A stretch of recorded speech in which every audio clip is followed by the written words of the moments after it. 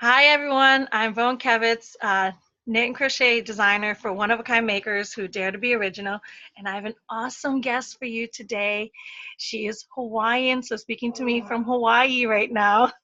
This is Tiffany Mhm. Abulon with Kahale's Creations. How are you, Tiffany? I'm good. How are you? Good morning. Good, Afternoon. good morning. I'm afternoon. I'm almost 1 o'clock. She's just starting her morning. So this is a testament to her beautiful self waking up and saying yes to me. So tell everybody who you are. I'm Tiffany. I'm a single mother of two children. One of them is disabled. I like to knit. I like to make jewelry. I like to read, do some writing, and that's. I'm just an average woman trying to do a little hustle on the side. Do a little hustle on the side. That's awesome. So you do have a full-time job? My full-time job is mommy. I was gonna say you're a stay-at-home mom Yes, and then you're doing Kahali's Creations on the side. yes. Oh, that's awesome. Awesome. How long have you been doing that?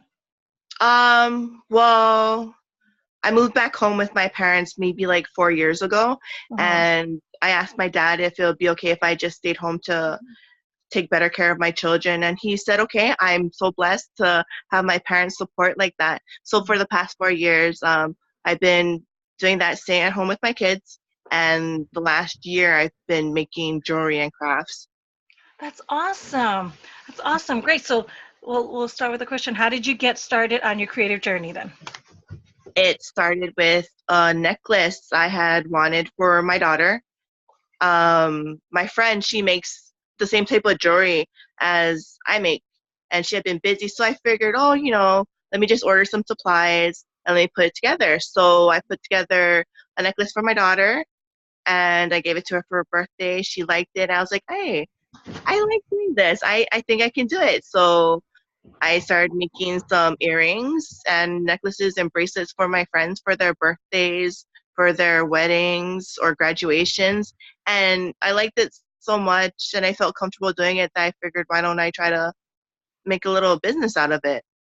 That's And here we are, like about 9 months later, I think. Yeah. And I have my own little Etsy shop and I'm happy. It's fun. That's awesome. I too have my own Etsy shop. I love Etsy. Do you like Etsy? I do. I do. It's a good platform. Yes, it is a good.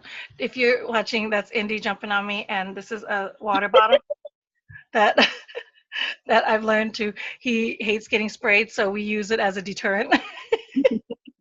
Even my dog, we just got over the holidays. We rescued a lost dog, and she has this thing where she likes to lick and lick and lick your face, and we gotta kind of hey cool it and spray her a little bit. Oh, so somebody gave me this tip with this puppy. I've had like 7 dogs in my lifetime that we've never learned this tip from, and somebody had given us this tip of use a water spray bottle, and I'm like, so I do it, and I'm like, half the time we don't even have to spray, but I think what happened is it's their like playtime right now. So they're Yeah, really rambunctious. So I'm like, what are you guys doing? And usually I'm letting them like interrupt my interviews like they are right now. But today I remembered to bring the spray bottle. So hopefully it works. At least they'll leave us alone. So that's awesome. Yeah, I absolutely love Etsy for that, for just the fact that we can be creative in it and it's our own shop and on our platform. And so how long have you been on Etsy? um, I had been well, I shopped through Etsy maybe like for 2 years, but opening the jewelry shop probably less than a year, almost less than a year. Yeah, nine So months. you're a newbie I in this. am. And this community that we're a part of, I learned a lot through you, through some of the other makers that I interact with, and it's really a learning experience. It is, but it's like anything else, when you're trying to do something new, you have to Yeah. learn, you have to figure it out, and the really smart ones are the ones that look for people that are already doing it and try to cut their time further. You know what I mean? So it's a good thing to have like mentors and people that are doing it ahead of you so that you're not stumbling for too long. And the Mhm. faster you learn that lesson, the faster you go. You know what I Yeah. mean? On it. Yeah. So, Yeah. so that's great to be a part of a community that we met each other through Sarah's social Yeah. craft show event, right? And Yeah. so Was it the Thanksgiving one, right? I think it was the Thanksgiving one, and then I did one for Christmas too, and so we met each other through there on Instagram, and it was an online craft show. I don't know if she'll be hosting it again, or maybe she will be, but that's how we met, and I loved connecting with makers in that same Yeah. way. So I'm so That was glad you said really yes to this nice. interview. So, what is your big why for pursuing a solopreneur lifestyle? Mostly my kids. Having this side job, Hmm. it gives me more time to spend with my kids as opposed to having a traditional job. I used Hmm. to be a manager and I'd be working insane hours and I just I didn't spend enough time with my children and you know, you have to reprioritize your life. Yes, So yeah. this big why is I get to spend more time with my kids and I have a little spending money for stuff that they may want. Like Hmm. in October it was a good month and I spent whatever profits I made from my shop buying the kids some books that they had wanted Hmm. from the schools they have those scholastic book fairs. So we bought a Yes. bunch of books and I bought my daughter some like nice hair things, some new clothes. So it felt more fulfilling that all the hard work that I'd done, putting all this love and effort into my jewelry, it got sold and I used that hard earned money to spend on my kids. It felt so much more fulfilling. That's an amazing why. That is a great why. I love that. Yes, and it absolutely is. Like I there is no bigger joy. It's funny because we always talk about it when you're supporting handmade makers and when they make a sale, Oh no yes. sale is like too small and every sale is major. And we all do a happy dance with Yes. every sale When we we make. do thing, it's a celebration. It's a celebration every single time, and it brings joy beyond. Like that's why I love supporting handmade. As a handmade maker myself, I love supporting handmade, and because I know the joy that I get when somebody buys my stuff. I like, and I know in fact, that's how I actually started on my Etsy journey. I've never, I don't, I didn't know, I don't know the internet. So when I started Etsy, I had to literally have my husband like start a Facebook page for me. You know what I mean? I was not on the internet. I used to call my brother to Google stuff for me. Like everybody knows Oh, that story.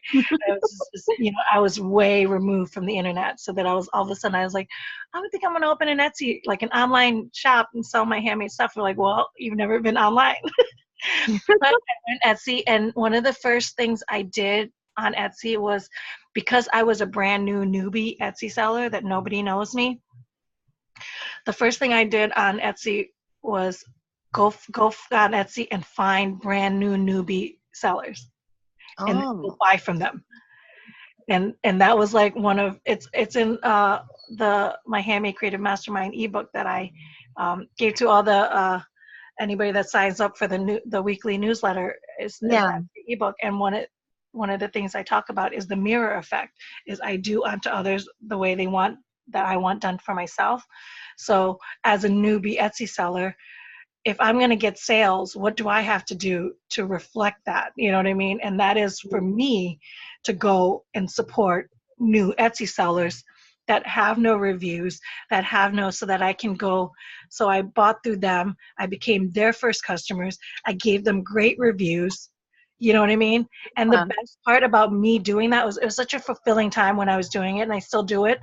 Um, uh, it's a great feeling to be that person's first because I know what it was like. Because I remember my first. I'm still friends with my first. Like I've engaged and I've developed my friendship with that person who bought my stuff first, who found me randomly online. But you know what the great thing about when I was doing that was the more people I was supporting as their first buyer, the more sales like the more I was buying, the more sales I was actually getting, and not from those people, not like as a buy from me, buy from you kind of deal. No, the more I was buying from them, the more sales I was getting from. It's just the way the universe works.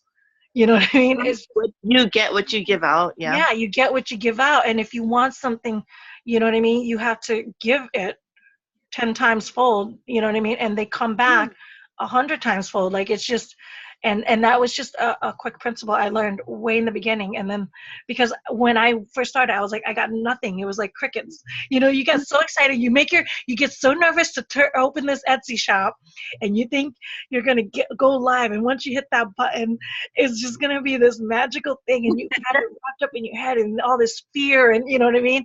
I'm going to go live. Oh my God. And then like, you go put it on live and it's like crickets. Yeah. Yeah. And you're like, what? And where are these orders? You know, and people get discouraged or something, but at the same time I was just like, I don't know where. I'm just gonna start spraying around me. I don't know who that was. That was like, whoa. It was like a weird wailing somewhere. But so yeah, so it was just a nice learning curve that people have. And so every time everybody talks about how nervous they are when they're going live, I'm just always like, don't be afraid of crickets, because that's what's coming. Yeah, you have to do a lot of social media and engaging with other people. Woo. Absolutely. So is that how you market? Is through social media? Through Instagram mainly. And my first customer, she was absolutely wonderful. She's on the mainland and she bought a necklace from me. And I guess she had told her friends, so I got a few more orders, and then she bought a gift for her friend who told her friend. So it's kind of like a word of mouth. And then through my Instagram, I was just like, wow, I felt so, lucky. I was just like, wow, I got a customer like you who chose me out of like however many jewelry shops there are. And my beautiful daughter, she's awake, so you might hear her in the background too. That's awesome. Yeah, absolutely. That's great. And then she was able to word of mouth and everything. So talk us a lot about your jewelry, because you are from Hawaii. So are there a lot of island themed jewelry? There is. If you come to Hawaii, go to the North Shore. That's where I get my shells from.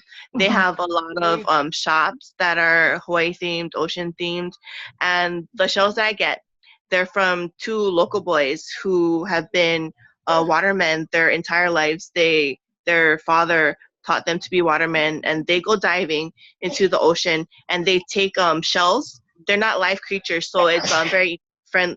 They don't kill any creatures taking them, like how some other divers might. And that's why I buy from them, because they care about the land, the Aina. We don't want to like over, what is that word? Over farm, where there's not going to be anything left for future generations. They, take what they think that they need to sell in their shop and to sell to jewelry makers like me. And I like to support local. That's awesome. So I try to keep what I buy local. But my Tahitian pearls, I get them from Aloha Pearls, and they go to French Polynesia to get their pearls, and they bring it back with them every couple. They make a couple trips throughout the year. So I know where my stuff comes from. I know whether they're over farming from the people that they buy from, and I like to have that awareness and share it with whoever might be looking at my shop or my Instagram. That way they know, hey, she knows her sources.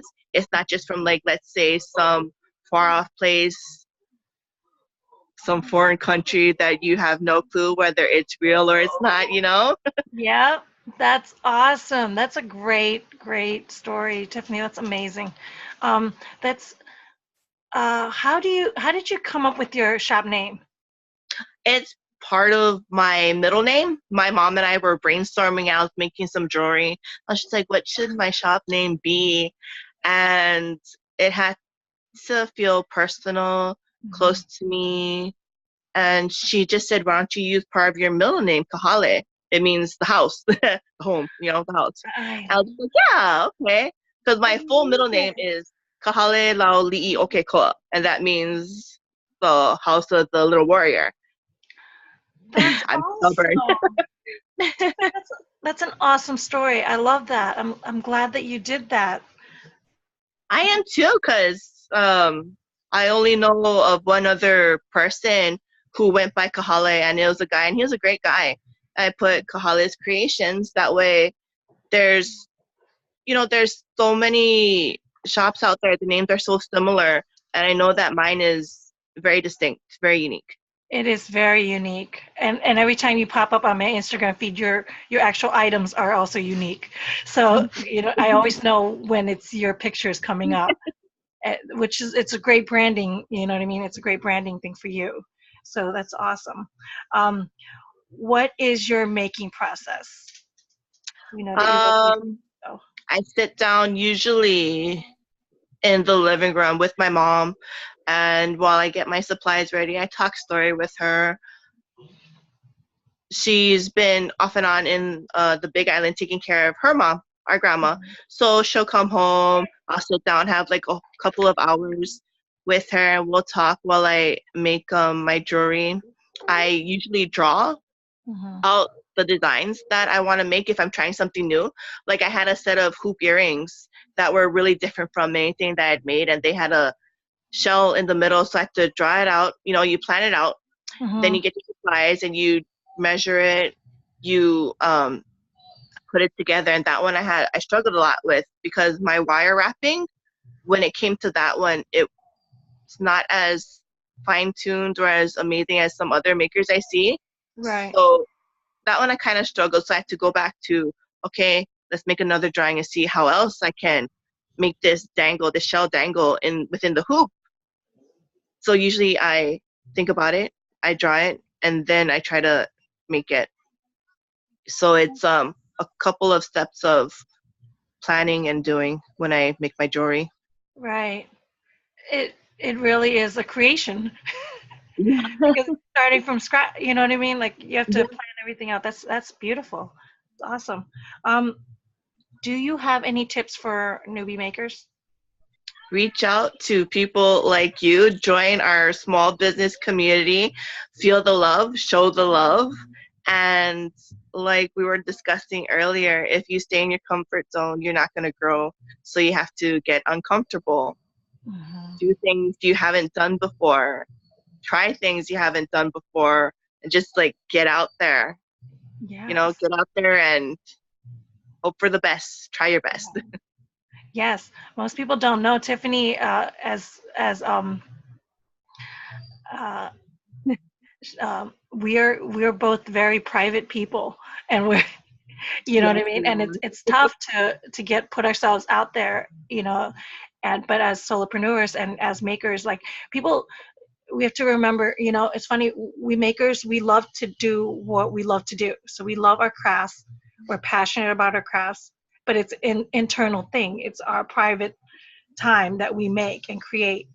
But when it's time to sell, and put it out there, put our work out, even if we're not selling and we just put our work out, it gets very we get very shy about it, and we get, because of all the things. And then we're shy when we try to sell, we get even more shy. But we have to remember, as solopreneurs and makers, is that when people buy handmade, they're not buying necessarily the actual item, they are buying from the hands that make them. Yes. And Yep. we have to share and show people who these hands came from. Yeah, exactly. And And that's our from the stories maker. and whys. Yes, and that's from the maker. Like, I love your story.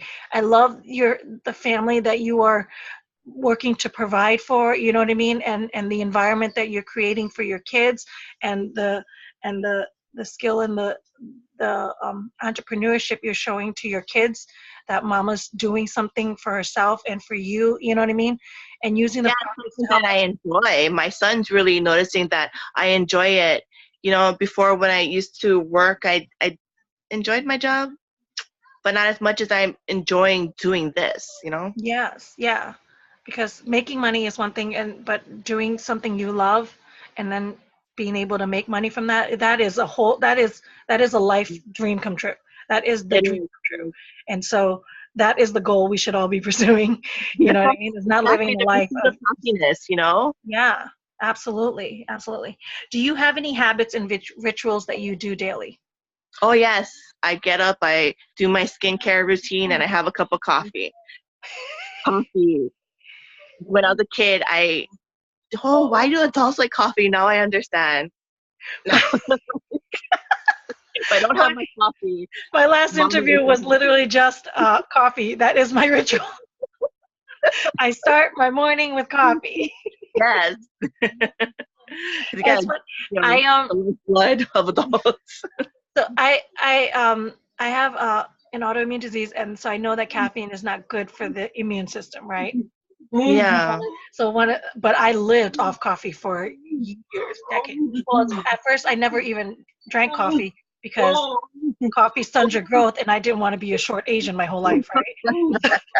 So I stayed away from coffee forever, and then finally, when I hit like 21, and I knew I wasn't growing anymore, Yeah. that's when I was like, "Bring on the caffeine." I drank pots and pots of coffee, and then last year my health just went out the wazoo. And so I learned to break down my cut coffee and fake, and I'm drinking fake coffee all the time, which is Fake just coffee. I know, which is just my thing. But lately I've started a new morning routine, so I'm up really early. I'm doing things for myself, and I need coffee again. I need real caffeine. Yeah, To live an early morning routine ritual, like coffee is my so, all right. How do you invest in yourself? Right now I'm taking the self-care a lot more seriously, so that means making doctor's appointments, meeting them, making sure that I change my diet, eating better for myself and for the kids. The kids have a visit with their father every 2 weeks for a couple of hours, so during that time it's me time. So I might go and take myself to a movie or have some lunch with my friends or sit down and read a book or just even take a nap, Nap. What is that? Oh my God, my naps are one of my best It's a highlight, isn't it? one of my best self-cares that I do. When I nap, my husband just lets me go, and boy, can I nap. If I get so it could be like 2, 3 hours, and I actually think if I ever do nap, like he loves it because then he gets 2 or 3 hours of silence because I'm down for a nap. I almost feel like he's like, you know what I mean? I almost feel like he benefits from my naps. It's a win-win situation. Yeah, so, yeah. I think he like looks at, oh God, she's napping. Let me get some stuff done. Let me enjoy my time. So like my self care becomes his self care. That's funny. Awesome. Tiffany, I had a blast talking to you. I love. I feel better. Like you said, I feel good. Feel good. It's done. Good, right? I said once it's over with, people get so nervous, but once it's over with, it's like what, Yeah. I'm I'm so glad that you said yes, and you're right. Like being new and doing something out of our comfort zone, like we should always be uncomfortable. We should always strive to be uncomfortable. I think when we just do the same things that we do every single day, we do become stale, like you said. You know what I mean? And and growth is a sign of life, and when you're not growing, you're just dead. Yeah, it's like you're not going forward, you're not going backwards, you're just there, and there's more to life. Like you're just there, and then so we should always be striving to be uncomfortable, because when we are, we know we're growing, we're doing something. You know what I mean? We're moving forward and doing something. So I'm so glad that you said yes, because I know this was not an easy. I know this was not an easy question when I seek you out, and a lot of people I do ask, and they're like, no, I can't. I'm always like, give me 25%, and I'll walk you through the 75%. You won't even realize it's happening, but that 25% of your yes has to come from you, and then everything else is, you know what I mean, can be along. So I'm so glad that you said yes. Me too. And this is a great story. You guys check out her links. It's in the show description below, and and go check out her Etsy shop. And while you're there, go look up my Etsy shop too, and show us both some love here, people, because we are two handmade makers, you know. And so every time you buy from us, guess who's doing a dance? Us Who's doing too. a happy dance? Yes, yes. All right. Make sure you like and subscribe to this channel, and go follow Tiffany with Kahale's Creations. And I will see you guys next week. God bless. Bye.